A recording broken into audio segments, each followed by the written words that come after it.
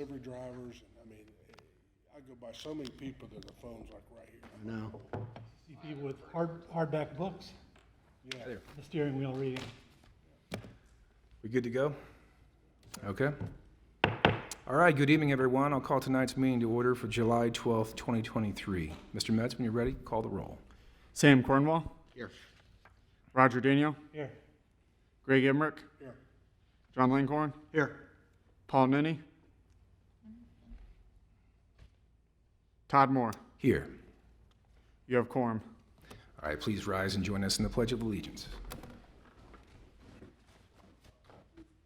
I pledge allegiance to the flag of the United States of America and to the republic for which it stands, one nation, under God, indivisible, with liberty and justice for all.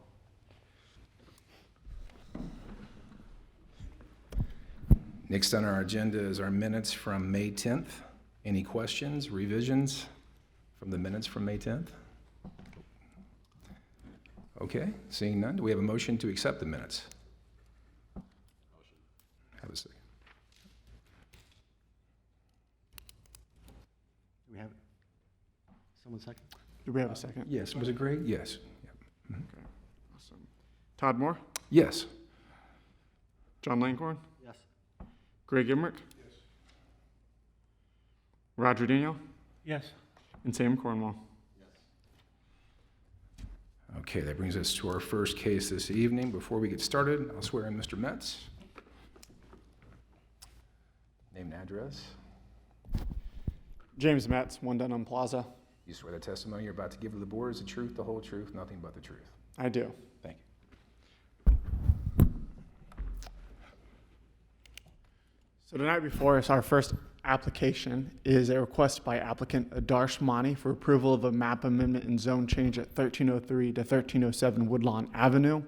The property is 0.1837 acres per the City of Middletown zoning map and Middletown Development Code. The property is zoned I-1 Industrial Park District and will not permit multifamily dwellings.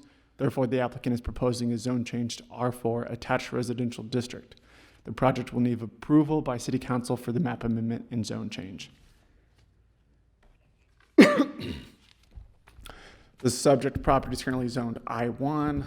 The purpose of the I-1 Industrial Park District is to provide for the development of industrial uses that have a minimum impact upon surrounding environment. This district is primarily designed to accommodate the retention and expansion of existing industrial types, which can be operated in a clean and quiet manner, subject only to those regulations and performance standards necessary to prohibit congestion and for the protection of adjacent residential and business activity areas. So this is quite of a unique area. It's 3 different zoning districts intersecting in one. We have AK to the west with the I-2. To the north, we have R4, which is residential, and to the south, we have a vacant I-1 industrial lot. And our subject property is currently on this corner, surrounded by R4, but it is in fact zoned I-1. And I'll explain that a little bit later. So as previously mentioned, the applicant is proposing a map amendment, changing the I-1 zoning that it currently has to an R4 zoning district, which is contiguous of the property and would not be considered spot zoning. And this would be to allow multifamily dwellings on the bottom floor. So in 2012, the building's first floor was used as industrial-related assembly, and the second floor was residential. So going back throughout my records, the earliest thing I could find on this property was in 2012, had a certificate of occupancy for manufacturing and assembling of industrial parts. There wasn't much more information on that, what was done there, but on the upper floors were residential. That was permitted in 2012. The next thing I have is from 2022, in which case the applicant was using the whole entire building as residential. We found out about it, asked him to remedy the situation either through one of the boards. Applicant decided to come through as a zone change, as that would be the cleanest and smoothest process, and it would not be considered spot zoning. So changing the R4 would allow for multifamily, not only on the top, but on the bottom as well. Per the Middletown Development Code, the project will need approval by City Council for the map amendment and zone change. The comprehensive plan land use map designates this property as a special interest area. As you may be familiar, this whole entire area is considered the Oakland. There are 8 special interest areas that require a more in-depth land use recommendations. These areas are addressed individually in the development opportunities chapter of the comprehensive plan. So the Oakland neighborhood, the vision for the Oakland neighborhood is a thriving, revitalized residential area that is in close proximity to downtown. The neighborhood prides itself on culture of the residents and rich historical background. The Oakland neighborhood was originally created to support the new American Rolling Mill Company, also known as ARMCO, to provide employees in a walkable distance to work. However, ARMCO built a new facility and relocated in the 1960s, which created a neighborhood in decline. This neighborhood was primarily single-family housing. It was a traditional development pattern with homes located close to the street that feature front porches and alley-loaded garages. Currently, the neighborhood has an issue with crime, low property values, and tax delinquencies. It also directly abuts industrial uses and major thoroughfares, which isolates the neighborhood. Per the Middletown Development Code, Table 1226-1, notice requirements. Public notice was published in the paper and letters were sent to all property owners within 200 feet of the property. All letters and emails that were received were forwarded to the Planning Commission. Do not believe we received any. Review criteria for code text and map amendment. Recommendations and decisions on code text or map amendment applications shall be based on consideration of the following review criteria. Not all criteria may be applicable in each case, and each case shall be determined on its own facts. The proposed amendment is consistent with the master plan and other adopted city plans and the stated purpose of this code. The proposed amendment is necessary or desirable because of the changing conditions, new planning concepts, or other social or economic conditions. The proposed amendment will promote public health, safety, and general welfare. The proposed amendment, if amending the zoning map, is consistent with the stated purpose of the proposed zoning district.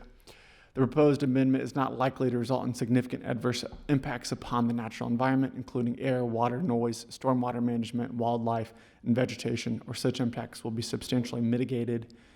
The proposed amendment is not likely to result in significant adverse impacts on other properties in the vicinity of the subject lot. That ends my staff report, and the applicant is not present. Okay, any questions for Mr. Metz? Did this go in front of zoning and zoning declined it, or? No, so for zone map amendment, it has to come to Planning Commission first. So I'm not necessarily sure how it came about, but Mr. Adarshmani was notified that his property was zoned industrial, and then he came, talked to me about it, and I told him this was the best path forward. So we don't know how many units are proposed? 4 units. 4 units, and that is the maximum in the R4 district. So if it changed from the I1 so what he's currently doing is he would not be able to have residents on the bottom, but he would be able to have 2 on top as he does now. Currently, he has 2 below, which were vacated. And if it changes to the R4 district, he would be able to have 4 units in that building. And that is what he's proposing. What's his plan if this doesn't go through? I haven't talked to him about that. Mr. Metz, the way that building is currently, it looks that it could accommodate 4. Now, what is the plan? You're saying there would be 4. What about the bottom portion of the building? Is he going to utilize that as well as part of that 4 to redesign the building? So there'd be 2 on top and 2 on bottom. Okay. Currently, there already is 2 on top. Okay. Well, certainly in this neighborhood, the current designation is no longer, I think, valid for this intended purpose. And I think, as you've mentioned, that in this case, we wouldn't consider it to be spot zoning. And if he's proposing 4, I think it's reasonable that he could accommodate for in this dwelling.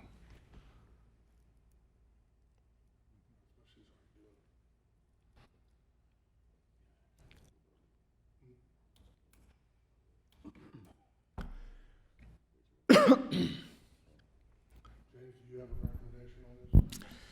Yes, I do. So staff recommends approval of the map amendment to change the zoning district from I-1 to R4 at 1330 and 1307 Woodlawn Avenue by staff. That is entirely me. We were not able to have a development committee meeting, but this would match both our comprehensive plan and would match the review criteria for a code text or map amendment. I believe that there was a zone change at some point in time, although I can't find proof of it, definitive proof, but there was enough for me to believe that it was changed, that this parcel right here was changed from R4 to I1 to allow for the company to come in and do the manufacturing there. And then at some point in time, the company left, the zone change never changed and just reverted back to residential illegally or not permissible. And then Mr. Monty was the property owner who came forward and wanted to rectify the situation. How recent is that picture? Is that a recent picture? I believe that's from 2021. I drove by the property. It Roughly. doesn't look like it has changed much. If somebody lives in there, they might keep it up a little nicer than if they don't. What's his plan to clean the facade up outside? Do we know that at all? I believe it's not to change much, if any.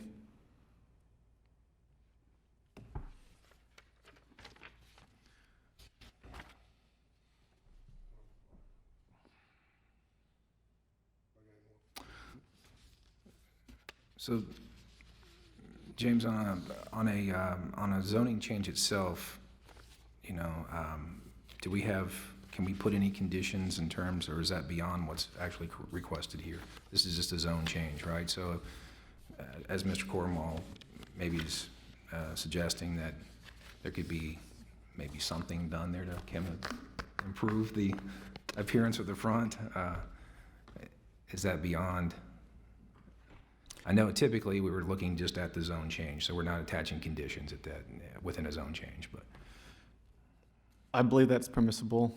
There was a gas station a few years ago that has had a zone change, granted that they put a fence between them and their neighbors.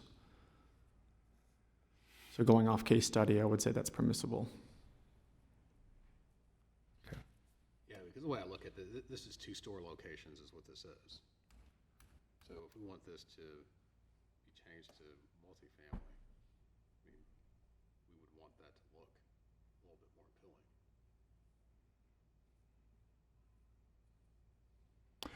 Well, it would have to adhere to R4 if it's changed to R4, right? So. Well, the building wouldn't necessarily have to change. It's just the intended use. If you would like, we can also table this, do a motion continue, and I can speak to our law department and see what kind of contingencies you could put on an approval. I'm not for tabling something like this. James, I just have a quick question. If we were to change this to R4, I'm not sure if this was addressed or not, and they changed this to residential on the first two floors, would they then, at some point in the future, if they wanted to use that as a retail space, still be able to do that? Or would that be a different designation? Would that be like a mixed use? I know that it's not really contingent with the neighborhood, but that's essentially historically what this building was. And I know that Central Avenue has had similar challenges because they were residential and then some of that was converted to business, and there are things that are grandfathered in. But I guess I'm just, to Planning Commission's point about the facade, I mean, the facade is clearly a retail location, and this being in a historic neighborhood, is that also, I guess there are multiple questions here. So like, so then also, I mean, what would the historic neighborhood, if it's inside the district, what would their opinion play into this as an organized neighborhood? And with the new historic designation? That's a multi-pronged question, so I'll try to answer that. I agree with you that I think this was clearly built as a corner store, both with the parking lot and then the front facade. If the property is changed, the zoning designation is changed from what it is currently to R4, any type of corner store would not be permitted. Corner stores would be permitted in a variety of districts like UCC, UCS, B1, B2, B3, and then some of the BC districts. However, if it changes to R4 solely residential, allowing from 1 unit up to 4 unit dwellings. So like a 4 unit dwelling could possibly be here. Wouldn't be able to be used as retail again. Correct. And then as far as the neighborhood, this is a conservation district, so any large-scale demolition or construction of new homes or new buildings would have to be reviewed by the Historic Commission, but a change in use would not. Okay.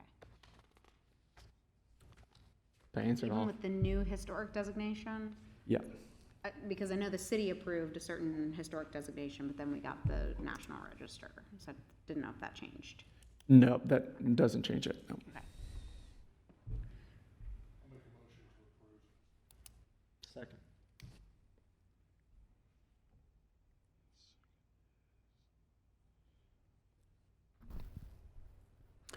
Okay. Sam Cornwall. Roger Daniel. Yes. Greg Emmerich. John Langhorn. Yes. And Todd Moore. Yes.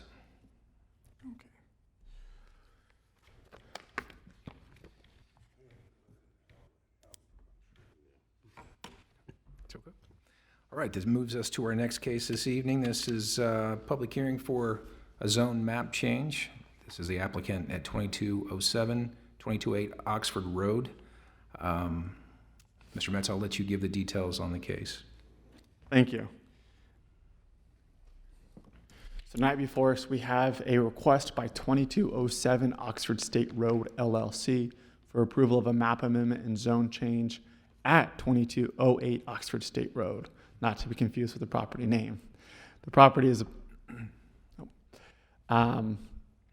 zoned R4 attached residential district, and the applicant is proposing a zone change to I2 general industrial district. The project will need approval by City Council for the map amendment and zone change. Similar to the last application. Below is a picture of the current property. The subject property is currently zoned R4 attached residential district. Per the Middletown Development Code, the purpose of the R4 attached residential district is to provide for moderate to high density residential development generally located in the core area of the city that reflects the historic urban and downtown pattern in and around Middletown. As you can see, this is Oxford State Road running along, and then we have some I2 and R4 intertwined, currently with the subject property right here. I believe it's approximately 5 acres. The applicant proposes a map amendment zone change. The property is zoned R4 attached residential district and will not permit industrial uses. Therefore, the applicant is proposing a zone change for the property to join the contiguous I2 general industrial district to the south. Just like the previous application, this application would also not be considered spot zoning because it is contiguous. The comprehensive plan land use map designates this property as industrial.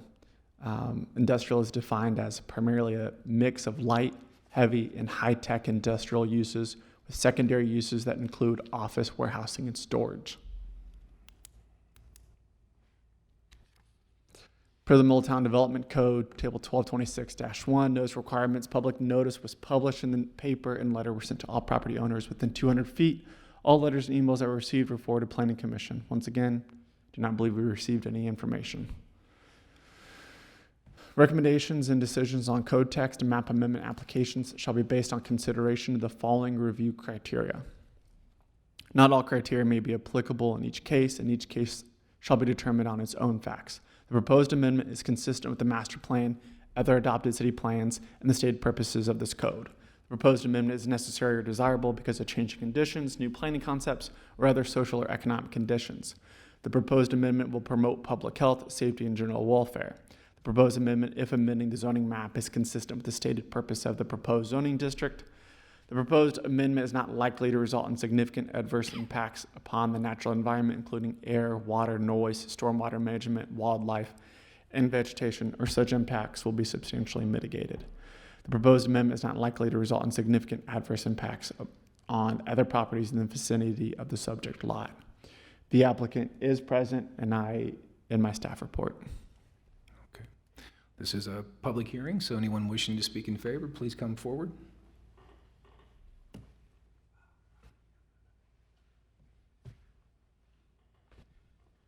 Good evening, my name is Andrew Meyer. I represent the owner of the property. Okay, thank you, sir. Just state your name and address, too. Justin Duke, 3640 Oak Lawn. You swear the testimony you're about to give the board is truth, the whole truth, nothing but the truth, so help you God. Yes. Thank you. Like I said, I represent the applicant. Justin is the sole member of the applicant. Currently owns the property. It's zoned R4. He is under contract with a potential buyer, and that contract is contingent upon a zone change to I-2. We do have the potential buyer here this evening with his buyer representative to give you an indication of what they intend to do with the property. When I first started working with Justin, we started the process of trying to maybe obtain a variance on the property, but he now has an interested buyer, and the buyer really wants to conduct some business type activity on the property.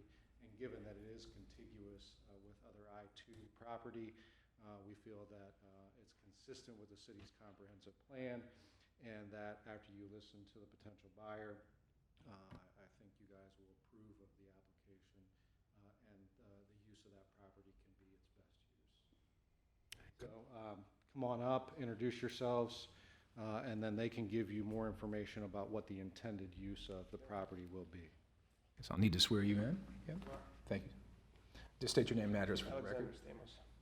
You swear the testimony you're about to give the board is the truth, the whole truth, nothing but the truth. I swear. Thank you. Gentlemen, how you doing? All right, we are potential buyers. I'm a real estate agent with Sipsy Klein, and Sanjar is the buyer. So based on the conditions of the property, which is approximately 5 acres of a flat land, open lot, and the freestanding house/office has been converted to the office space. Our intended use for the property is to have a trucking yard, semi-truck yard, with fully operational fleet management inside of the office. Then within next year to year and a half, our plan is to build 3-bay, approximately 10,000 square feet body shop for the semi-truck repairs. And going down the list, I wrote down a few notes. So fleet management inside of the office will have approximately between 3 to 5 employees working that will be hired. Then body shop will have 3 to 4 mechanics also working for it. And as far as the additional uses of the yard will be semi-truck trailer storage, semi-truck parking, and additionally the property does not have any fencing right now, so it will be fenced completely and gated on the front with a professional sign, so lightning, lights and everything, so that looks presentable. Fleet right now is approximately between 20 to 30 trucks in and out. They're working over the roads all over the United States, and usually sometimes on the weekends drivers come over, park the trucks, so that will be the main intent. And also trucks that belong to Mr. Yusumbayev, they will be repaired at the shop, and he will also be open to do the business with additional companies, whoever needs repair, so he'll be basically semi-truck repair, body shop. So that is our intended use. The reason we asking for change of the zoning, because based on the area, surrounding area, we drove by the area before we made an offer. There were plenty similar yards on the Oxford State Road, and we feel that this will be the highest and best use for the property. Any questions? Where are you currently located now? Currently, there's a part of the fleet is in Westchester off of Provident Drive. So it will be a slight move, a few miles away. Still another company from Westchester. Yep, Westchester is the hot spot, yeah, that's why. Why don't you come to Middletown, so. Thank you. Any other questions? So the yard already gravelled. Justin, the seller, they took care of that, so we'll add a little bit more pavement to make it smoother for the semis, but otherwise, yeah, it's pretty much will be the best use. Could not be used as residential because almost 5 acres covered in gravel. House is already an office, so I think this would be a really good use for the spot. What's the timeline on the fence? Fence, what do you think? We have basically, based on your guys' decision, we looking to close this deal at the end of August, which in the contract we have 30th of August.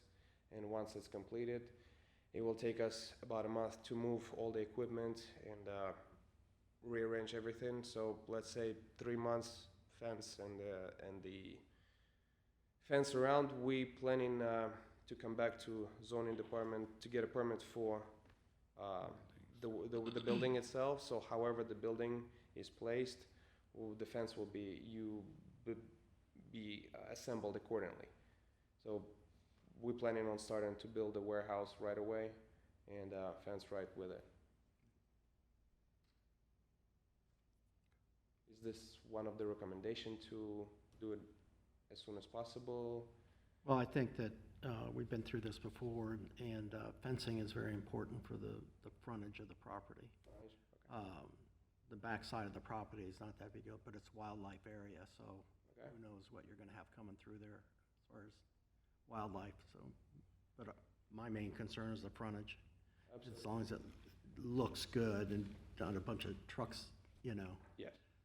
We all love our semi trucks. They give us everything we need, right? So, but you know, we want to improve the appearance of Oxford State Road. Exactly. So yes, our thing will be planning to how exactly we're gonna put the warehouse.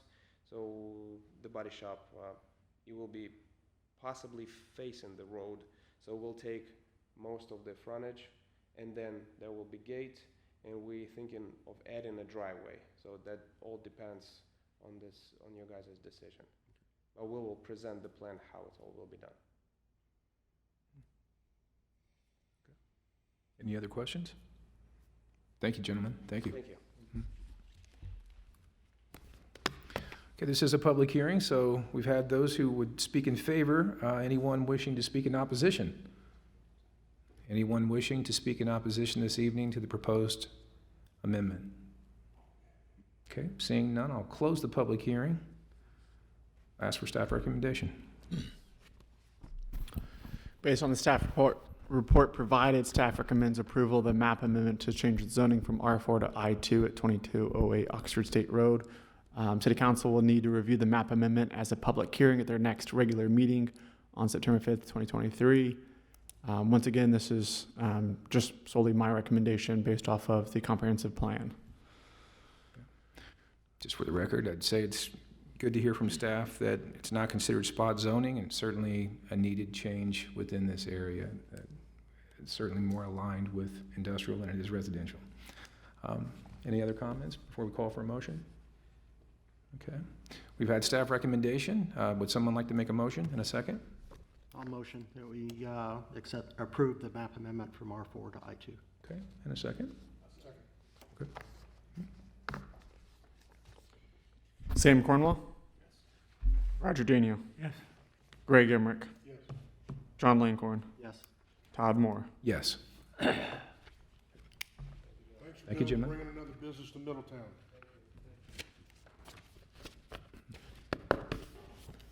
So tonight before us, we have a request by applicant JA Development on behalf of property owners Ravello Properties for approval of a preliminary development plan to construct 47 single-family attached residential homes with private streets and public water, sanitary, and storm sewers, as well as a 1.92-acre commercial outparcel on Town Boulevard. The property is a total of 8.37 acres. The project will need approval by City Council for the plan development and map amendment and zone change. Below is a picture of the property currently. The subject property is currently zoned B2 Community Business District per the Middletown Development Code.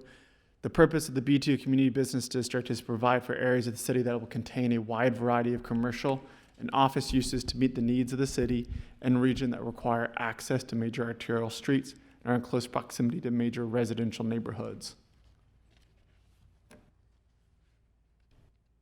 Here's the current property.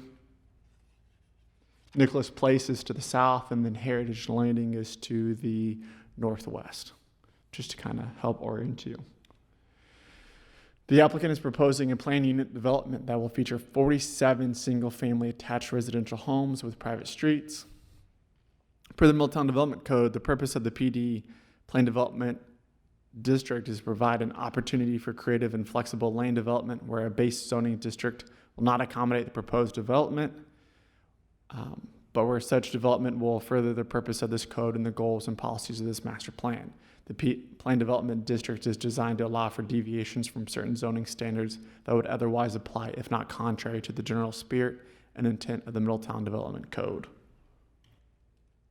The comprehensive plan land use map designates this property as a regional mixed use. Regional mixed use is defined as primarily commercial uses that cater to the I-75 traffic and the regional market with secondary uses that include office, medical, service, and residential. Here's a current image of the site plan indicating that the commercial outlot would be to the light tan. I'm not sure if they're wanting to do a lot split and maintain that as B2 or envelop that into the planned development and have that as a designated spot. As you can see, it's a variety of 3 and 4 unit attached families with a detention pond and an open space. What you'll see right here is an electric easement. I believe it's an easement. I'm not sure if it's electric or gas. There's 3 unit attached single family and 4 unit attached single family. Front setback is 25 minimum from the street. Side setback from building to building is 10 feet minimum. And what we'd have that would be comparable to this zoning district would be R4.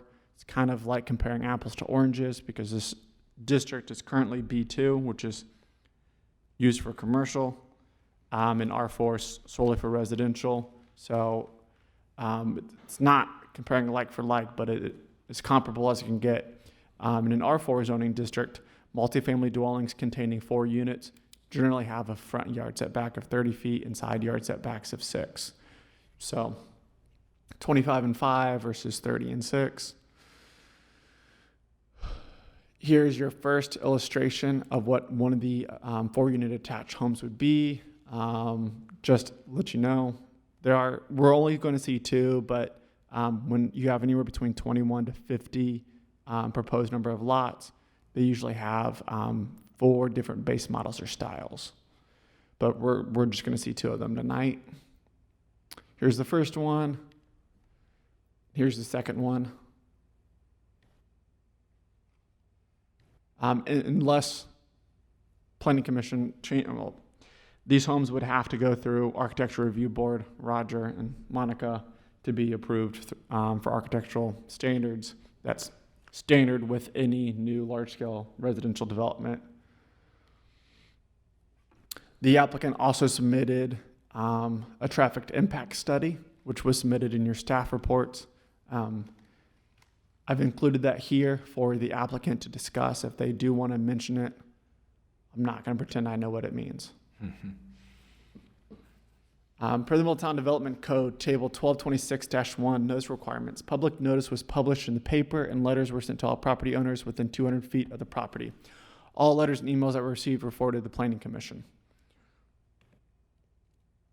Review criteria for the preliminary development plan and zoning map amendment. The following criteria shall serve as conditions that should generally be satisfied before the approval of the preliminary development plan and zoning map amendment. The proposed development is consistent with the master plan, other adopted city plans, and the stated purposes of the code in section 120407B15.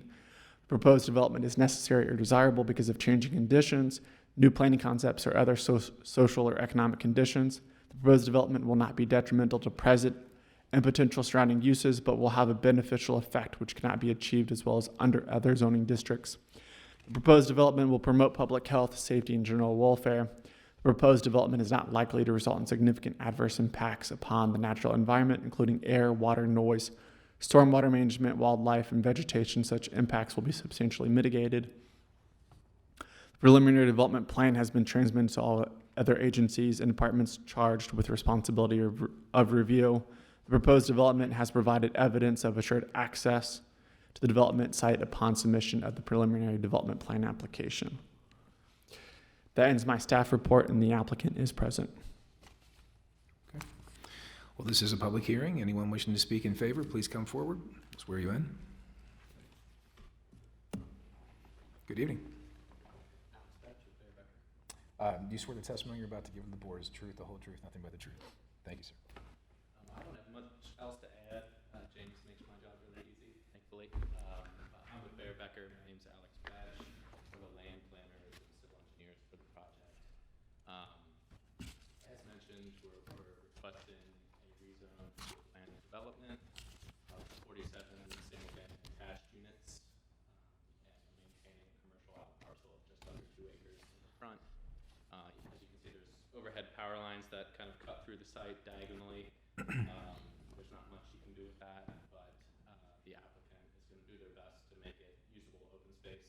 And so there will be some type of, you are limited in terms of vertical elements you can do under there, but they will do some type of pedestrian trail system that connects to the sidewalks and community to create an amenity space for the residents. The commercial out parcel, I think, would be included with the planned development. The uses that would be proposed there would match the uses that are permitted in the B2 district currently. Like James said, I think this plan is in alignment with the comprehensive plan. Calls for primarily commercial uses, but secondary uses can be residential. There's commercial to the north and the east, residential multifamily to the south and to the west, and I think this serves as a nice bridge, kind of a combination of the two between all of the uses. Myself and Joe Christo are here. If you have any questions, we're happy to answer. Thank you. Anyone else wishing to speak in favor? Would you like to come forward, Mr. Crisco? Just have to swear you in for the record. State your name and address, please. Joe Christo, 51 Traditions Turn, Montgomery, Ohio. And you swear the testimony you're about to give the board is the truth, nothing but the truth. I do. Thank you, sir. As you know, just to the west of this property, we are under, we started the Heritage Landing project. All the clearing has begun. It's really changed the landscape of that area off of Lefferson. And my office used to be just across the street in Town Boulevard, and we did construct the community just to the south of Nicholas Place. So we are familiar with this area and really excited about the prospect to get back and build this townhome project. So I'm glad to answer any questions you may have. I just had a question. I know that Mr. Metz mentioned there'll be a couple different styles in terms of the overall design. Could you get just any kind of detail in terms of the number of bedrooms, things like that for the proposal? I didn't see that within the proposal. I know that's not exactly the scope of tonight's hearing, but just so we get a context for what we're reviewing. Sure. We have, as you've seen up on the board, a one-car version and a car garage version. All the units will have 3 bedrooms, and they will have 2.5 bathrooms. 2 full bathrooms upstairs, half bathroom on the main level. When approaching a project like this, the difference in price point difference in the unit sizes and the garage count does give some variety and does help with the absorption because you're serving more than one market. Anyone else? What is the average price? At this point, it's always the challenge to attack the infrastructure costs, construction costs going up, but the goal would be to have a starting price under 300,000, and we would range probably from like 270s to the 320s in the site. Obviously, the one-car garage being the entry pricing, and the 2 cars with the bigger square footage would be on the higher price side.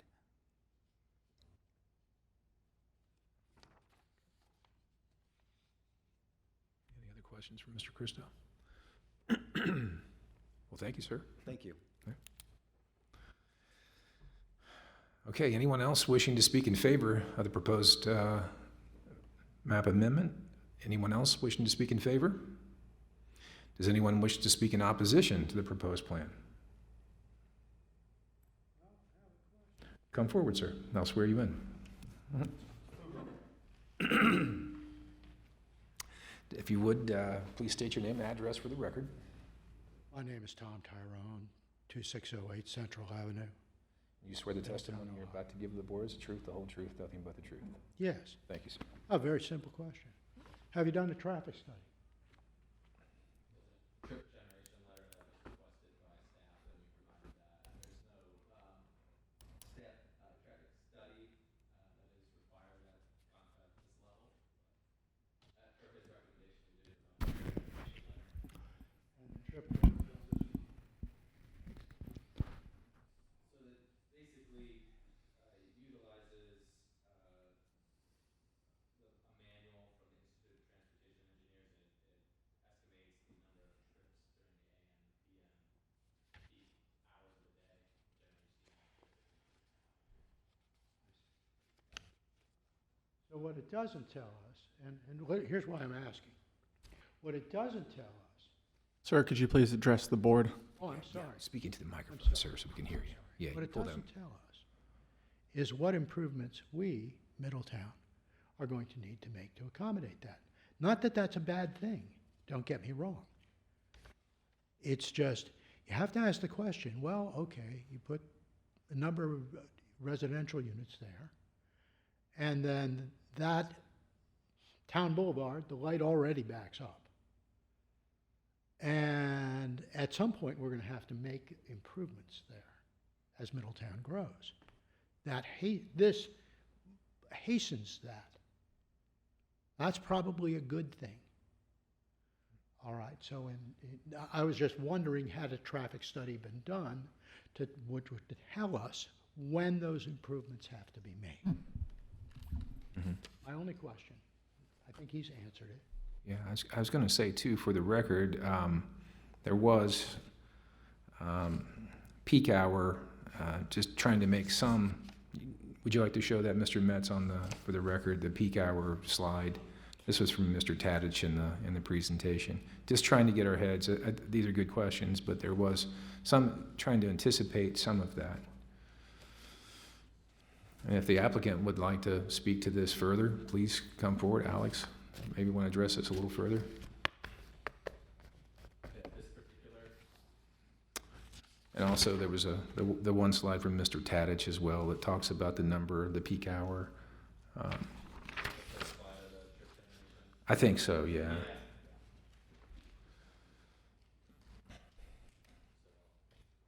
Our traffic department at Bearbecker conducted this report. Basically, during the AM peak hour, and it breaks it down between the multifamily and the strip retail plaza, which were the assumption that was made there is that a 9,000 square foot single-story retail strip building could fit there with the appropriate amount of parking.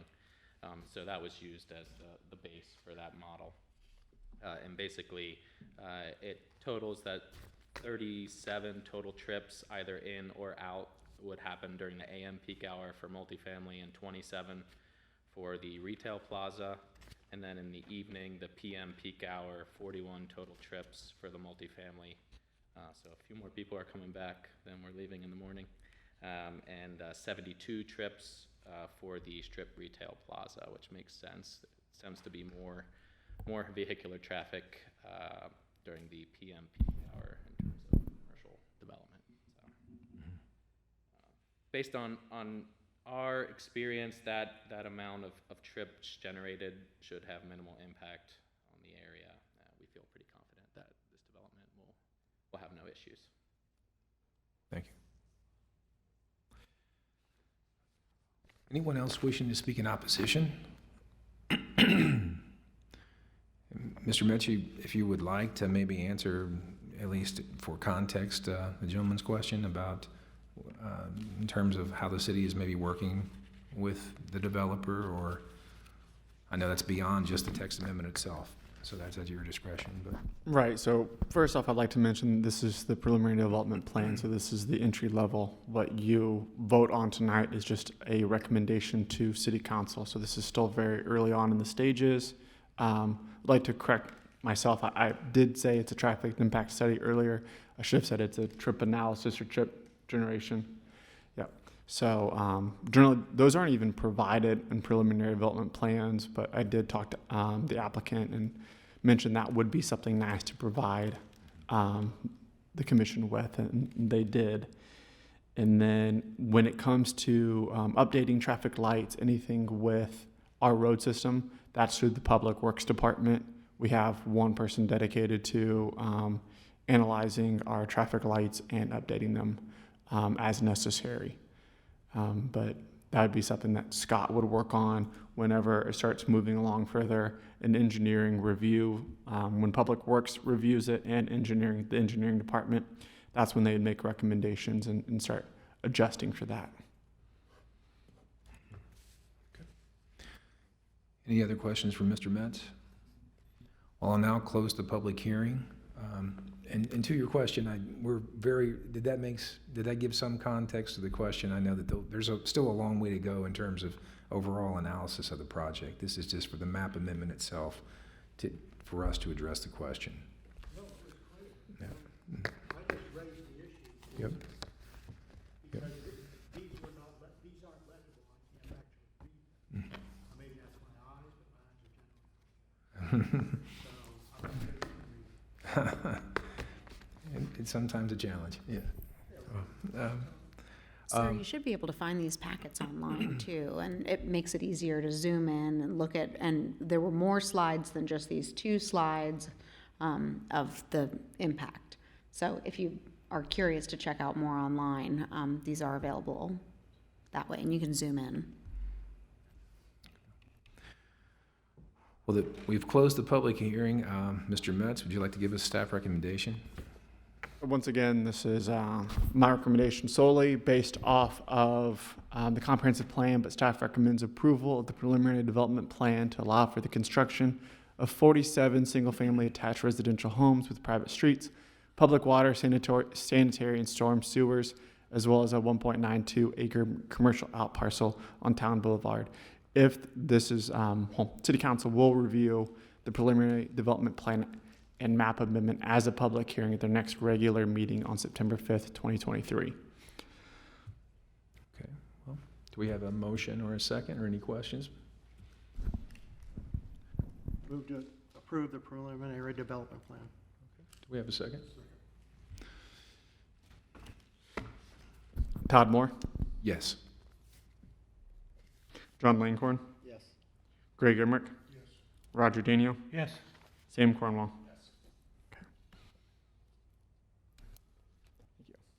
Okay, this brings us to our next case this evening. This is a text amendment, and Mr. Metz, I'll let you go through the details on the text.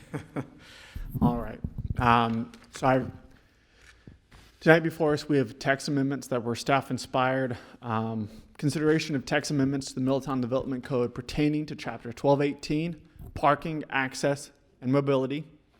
Additionally, we have another one for Chapter 1206, Remedies of the Historic Commission's Decisions, and Chapter 122807, Penalties and Remedies for Violations. Planning Commission's recommendations will be forwarded to City Council for their final review and decision. So I've included all 3 at once. You can vote on each of them individually or vote for them all at once, however you prefer. Would you like me to go one by one, or one after the other. Any feedback from Mr. Metz? I think the intent here was legal reviewed along with staff. There was a recommendation to strengthen the overall language within the code. And so. Well, let me start off with one, and then I'll just start going through them. If you have any additional questions, please stop me at any point in time. So first one is Chapter 1218, Parking, Access, and Mobility. Chapter 1218.03 it goes under General Requirements.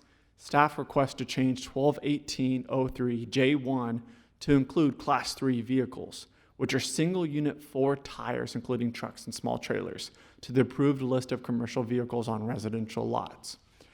So currently, under our development code, only those vehicles that are classified Class 1, Class 2, or Class 2 light duty are permitted to be parked or stored on residential lots. Other classification of vehicles may be parked or stored on residential lots when fully enclosed in a building. So currently, like your pickup trucks would not be permitted. So this was a nice catch. Class 3 light duty includes 4-tire trucks and small trailers. So there's the addition of removal of the A and S on classifications, but primarily adding the Class 3 light duty. The next one, both of these are solely for enforcement of violations. So it's just kind of clarifying a few different points to make it a little bit more substantive. So staff requests to change 1212.06B4 to include clarifying language for processing fees and penalties pertaining to the Historic Commission. City's legal department requested this amendment due to the number of cases concerning this matter. So 1212.06B4 states, when city incurs costs to abate public nuisances and gain compliance with Chapter 1210, the city shall charge the owner of the property who failed to comply with the notices and or orders issued in accordance with this section an equal amount to the cost of total compliance, and the city may either, and then it goes down a little bit, anything that's highlighted is an addition to the section of the code. So this would be for the total cost of compliance as defined in section 718.1261 of the revised code. The total cost will include an administrative processing fee. Part A, this would include adding a penalty of 2 1/2 times the total cost, or certify the total cost of the abatement, and the total cost will include an administrative processing fee. So for 1228 enforcement and penalties, 1228.07D abatement is essentially the same thing. It is adding the person in violation an amount equal to the total cost incurred by the city to correct the violation as defined in 715.261 of the revised code. The total cost will include an administrative processing fee. Is there any questions for me? I was just going to say, Administrative processing fee defined someplace? Or quantified in some way? Or how much is it? Correct. That's a great question. That would be through our legal department. So I'm sure it's stated somewhere else at the top. Right now, I don't know, but I'm sure it's stated somewhere else. Can you give me a recent example of this abatement being a problem, or the last problem that we have to change this? Anytime we go through abatements such as this, or anytime our law department handles remedies of the Historic Commission, it's outside of my hands. So once we get to a certain point, I no longer deal with it. I'm no longer enforcing that, so I'm unaware. Right. But if you would like, we can do a motion to continue. I can always reach out to the law department, get some examples, get the exact cost of the processing or administrative fee, and be able to provide that with you. Or in addition to that, I'll have those numbers and information ready for City Council.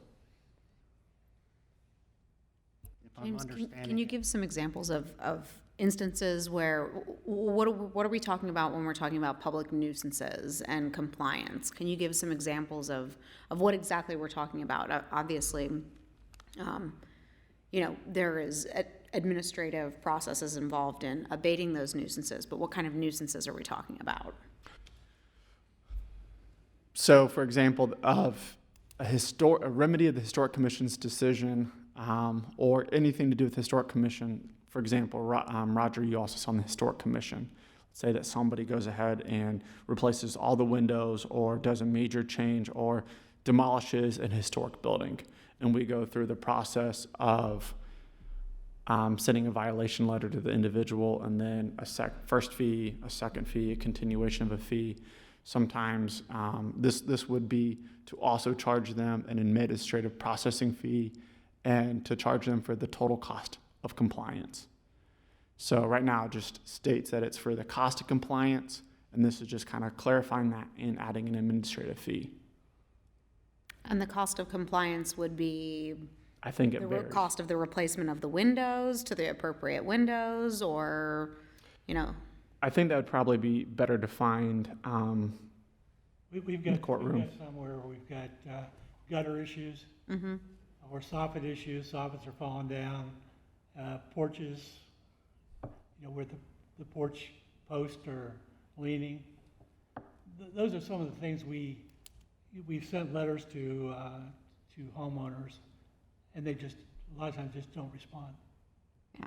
And when they don't respond, the city responds and does something about, Well, I think the city sends multiple letters, and I think, basically, I don't think anything's done, which is really part of the problem.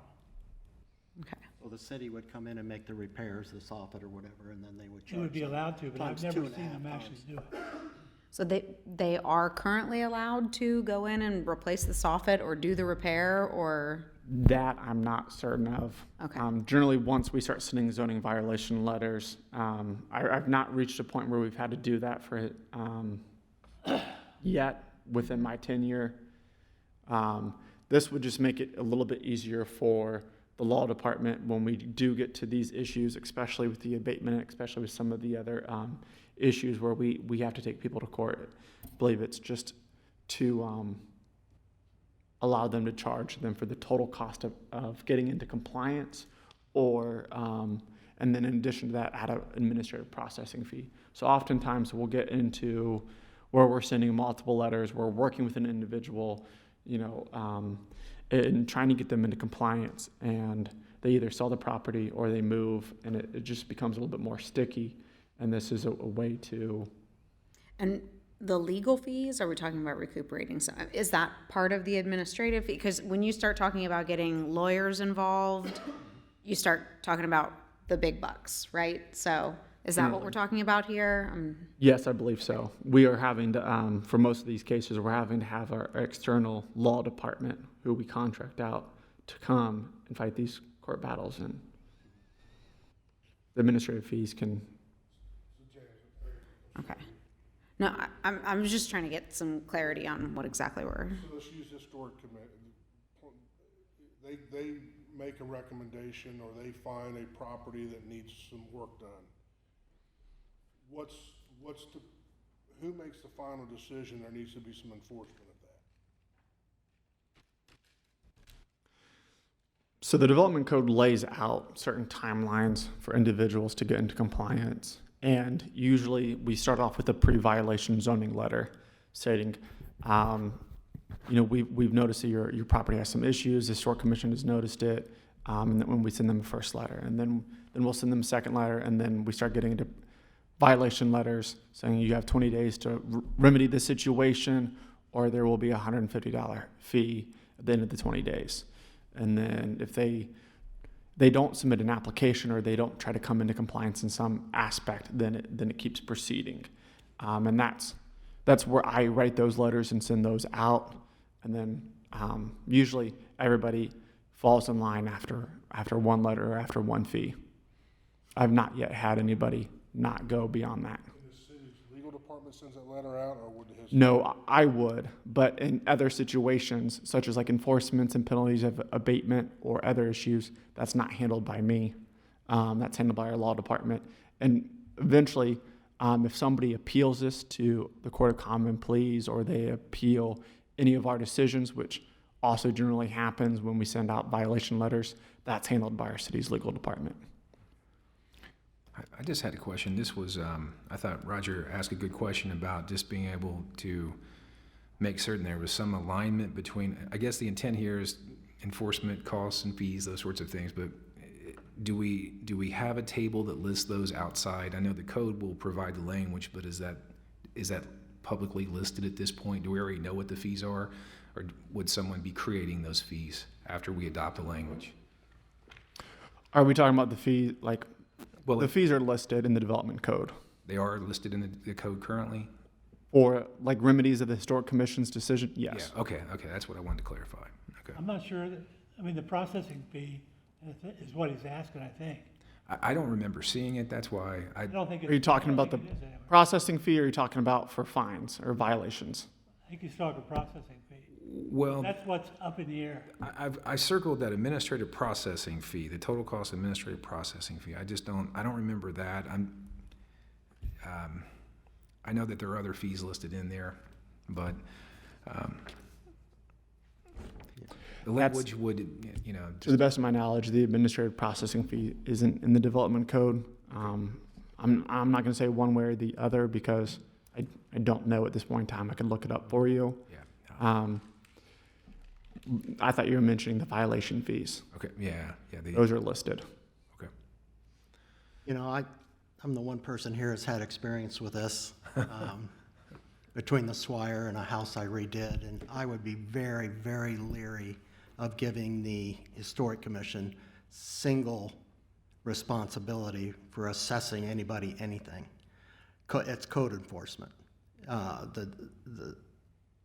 would be, now this is the past. Certain members can get on that Historic Commission and it can be ugly. And I would never vote for anything that gives them the power to cost somebody a penalty of 2.5 times the total cost of repairing something. So that wouldn't be for the Historic Commission. That's, so the section when we get into remedies of the Historic Commission's decision, that's beyond the Historic Commission. That has nothing to do with them. That's just, that would be something that our law department would charge if found necessary. The Historic Commission's not going to decide who's in violation. Are they going to recommend somebody like that one house on the corner of, what was it, 4th or 5th or something? Right. So how about I can kind of create an example of a situation. Yeah, that's what I was asking before, yeah.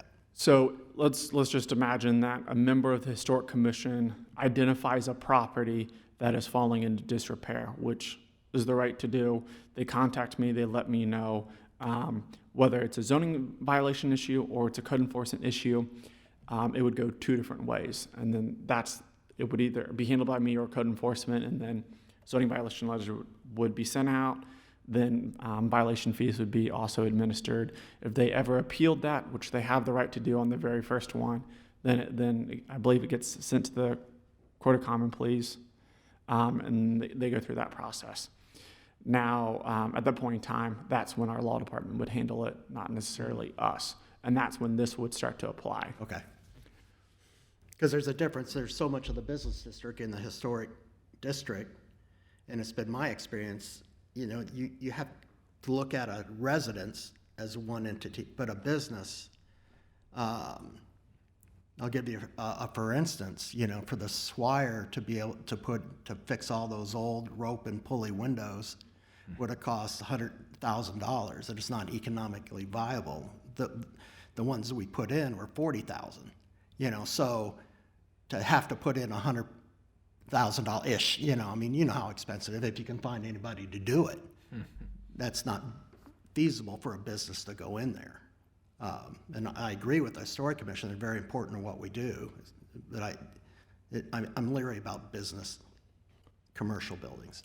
Absolutely. My short experience with Historic Commission, there's some passion there, and I would be very careful giving them a stick that they can hit people with. And similar to what John said, because I think they would get carried away with it. Absolutely. This is right. Not Roger saying. Actually, some of the things you do see, people want to tear off slate roofs and put a new one on. To do a new slate roof costs you $125,000, $150,000. We've never required anybody to do that, Yeah, but we've asked them to do dimensional shingles, Yeah. things that look that's reasonable. similar Yeah. and kind of improve the neighborhood versus just putting on the 7-tab Right. asphalt shingles. Just to provide some clarification, once again, this isn't, the Historic Commission would not be able to charge anybody a penalty of 2.5 times the total cost. None of this has anything to do with truly the Historic Commission. This is after the part. This is when our legal department is dealing with individuals who are struggling with abatements or appealing our decisions or not falling into compliance on issues. So although it may originate in the Historic Commission, this is for much further down the line. Okay, yeah, that's where a lot of it will originate, and I have no problem with that. Just the city needs to be involved. Right, I just want to make sure we're clear on that. Okay. Chapter 1218, you mentioned parking access and mobility, and you had mentioned the larger size vehicles and like a small trailer. I just want to make sure I'm understanding that. Are we proposing that should be allowable? Correct. So this is being proposed that larger vehicles would be able to be parked in residential, like your driveway. So for example, I have a Chevy Silverado. Technically, that would not be permitted. We're not supposed to park those on our driveways now.